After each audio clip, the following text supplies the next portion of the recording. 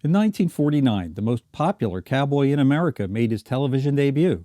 Starting with a popular radio show in 1933, The Lone Ranger became even more popular when hitting the small screen in the late 40s and 1950s. Come with us now as we take a look at how it all began and what made him into one of the most beloved Western characters of all time on this episode of Rerun Zone. In 1932, George W. Trendle began brainstorming concepts for a new radio series using a cowboy as the hero. Trendle was the co-owner of Detroit radio station WXYZ since 1929, when the call letters were originally WGHP. Trendle was trying to produce his own radio drama programming, so he didn't have to pay for syndicated programs. He also made local music programs to save on costs.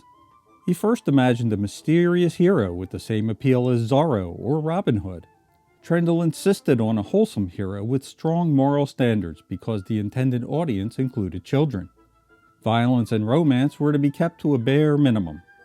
In staff discussions, Trendle sketched out the basic notion of a masked vigilante, a lone Texas Ranger on a large white horse. Writer Fran Stryker then fleshed out the specifics and provided the scripts. Silver bullets and an Indian companion were among his contributions. The result was The Lone Ranger, which debuted on January 30th, 1933 on WXYZ and the Michigan Regional Network's other 7 stations. Earl Grazer played the Lone Ranger for over 1,300 episodes on the radio show, but he wasn't the first, as 3 other actors had the part for a very short time before Grazer took over. The children's Western show was an instant hit. Within a year, it had become the centerpiece of the radio network. It was broadcast 3 nights a week at 7:30 p.m. for 30 minutes. The actors gave 3 live performances on each of these 3 evenings to accommodate the various time zones. By early 1934, the show had been syndicated to WGN in Chicago and WOR in Newark. Other stations quickly followed. The live broadcasts were sent to other stations through telephone lines. The series' popularity expanded quickly, and soon it was broadcast on 249 different radio stations throughout the country. By 1939, the show had reached a total audience of 20 million people in the United States. It was also heard by a sizable number of people in other countries. Trendle realized the importance of the Lone Ranger and coerced Stryker and Jim Jewell, the station's dramatic director, into signing over the rights to the character. In addition to the legal rights, Trendle claimed to be the sole creator of the Lone Ranger. Trendle and his partners pocketed most of the revenues from radio syndication, movie rights, and merchandise, while Stryker and Jewell were paid only their wages. In 1949, Trendle recruited Jack Chertok, a former MGM film producer, to develop the Lone Ranger television series, listing Trendle as the show's executive producer. They then hired Clayton Moore to play the lead. At the same time, Jay Silverheels, a Mohawk from Six Nations Indian Reserve in Ontario, Canada, was recruited to play his trusty Indian companion, Tonto. As popular as the radio series had been, the TV series was even bigger and made the Lone Ranger even more popular than before.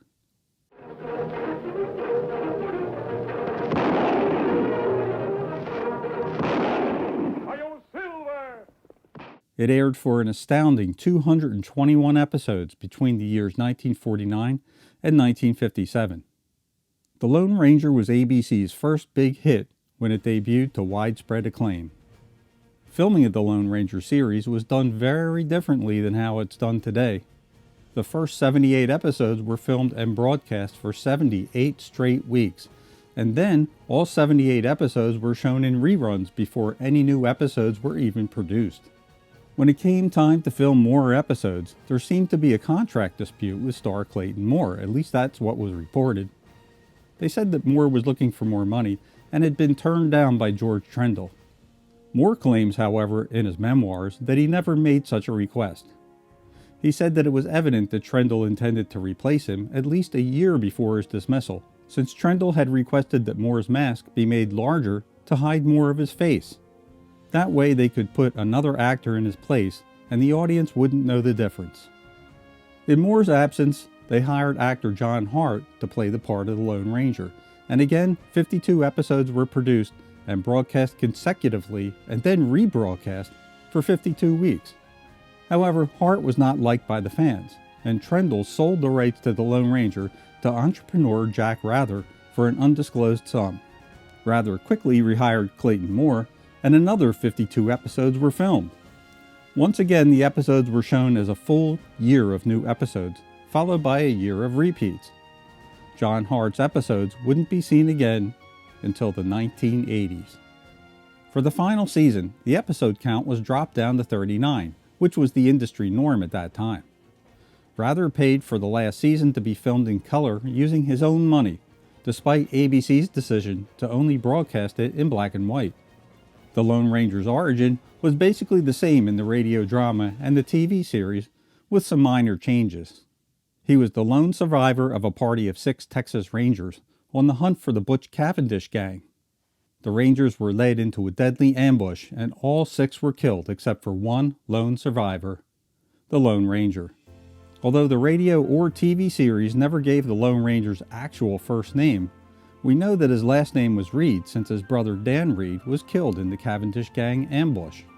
The first name of John, as some believe is the Lone Ranger's first name, originally appeared in Frank Buxton and Bill Owens' book, Radio's Golden Age, published by Easton Valley Press in 1966. The name John wasn't used in the movies until the 1981 film, The Legend of the Lone Ranger. As a result, many people refuse to recognize it as the Ranger's real first name. In the TV series, Reed, who is seriously injured, crawls to a pool of cool water to get out of the scorching sun, which saves his life. He is later found by a native Indian named Tonto, who notices a ring on a chain around Reed's neck and realizes that he was the man that saved his life as a boy. Tonto had given the young Reed the ring and named him Kimosabe in his native language. Translation, Trusty Scout. Tonto buries the dead Rangers and nurses Reed back to health as Reed had done for him. Once he feels stronger, Reed asks Tonto to fashion him a mask from his dead brother's clothes. He then asks Tonto to dig an empty 6th grave as he wants the Cavendish gang to believe that he was also killed with the other Rangers in the ambush. He tells Tonto he intends to bring in the Cavendish gang alive, and he doesn't believe in killing, but letting justice take its course. Reed then disguises himself with the mask that Tonto constructed, and they proceed to track down the Cavendish gang. In the first few episodes, we also see the origin of Reed's famous horse Silver, as he saves the white horse from being killed by a charging buffalo. After recovering his health, the wild horse stays with Reed instead of running away. Reed then names the horse after the silver mine that he and his brother had found years before, which also gives him the finances needed to support his nomadic existence and the raw material for his characteristic silver bullets. We never get to see the real face of the Lone Ranger from the front, but instead concealed from the side until he dons the mask. His face remains hidden throughout the series as we only ever see him with the mask on or in disguise, and he is a master of disguise. Rather decided to take the Lone Ranger to the big screen and canceled production of the TV show in 1956. The last new episode was broadcast on June the 6th, 1957, and then 2 theatrical films were made, one called The Lone Ranger in 1956, and the other, The Lone Ranger and the Lost City of Gold in 1958. For years after the show's cancellation, Clayton Moore would make public appearances as the Lone Ranger at different events. Moore was frequently quoted as having fallen in love with the character of the Lone Ranger and attempted to live up to the Lone Ranger creed in his personal life as well. Then, in 1979, Jack Rather, who still owned the Lone Ranger character, won a court injunction barring Moore from appearing publicly as the Lone Ranger. Rather was working on a new film version of the Lone Ranger and feared that Moore's appearances in character would lessen its value. Rather's decision was disastrous. Moore filed a countersuit and then altered his costume, swapping out the mask for a pair of Foster Grant wraparound sunglasses. He then took part in the company's Who's That Behind Those Foster Grants marketing campaign. The public was firmly in favor of Moore and stayed away from the movie The Legend of the Lone Ranger, which was released in 1981. The film received critical acclaim, but grossed just $12 million at the box office. Moore and Rather's legal battle continued until 1984, when Rather abruptly abandoned the case, allowing Moore to resume public appearances. Rather died of cancer just 2 months later. Moore became so closely associated with the Masked Man that he is one of only 2 people on the Hollywood Walk of Fame who has both his character's and his own name on the star, which reads, Clayton Moore, the Lone Ranger.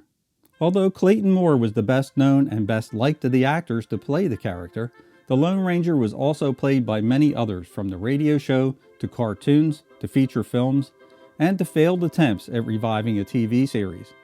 There was also the 2013 movie starring Armie Hammer as the Lone Ranger and Johnny Depp as Tonto, which caused a lot of controversy. The film was a box office flop.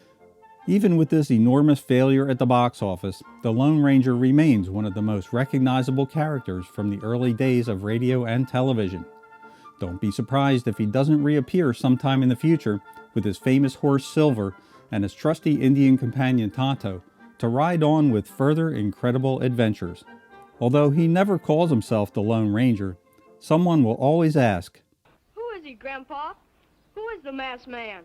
The finest fighting man for justice in the whole United States, Johnny. He's the Lone Ranger. I'll Silver! Away! If you like this kind of content and would like to see more, click the link on the screen for more classic TV and movie trivia, reviews, and retrospectives on Rerun Zone. Goodbye for now.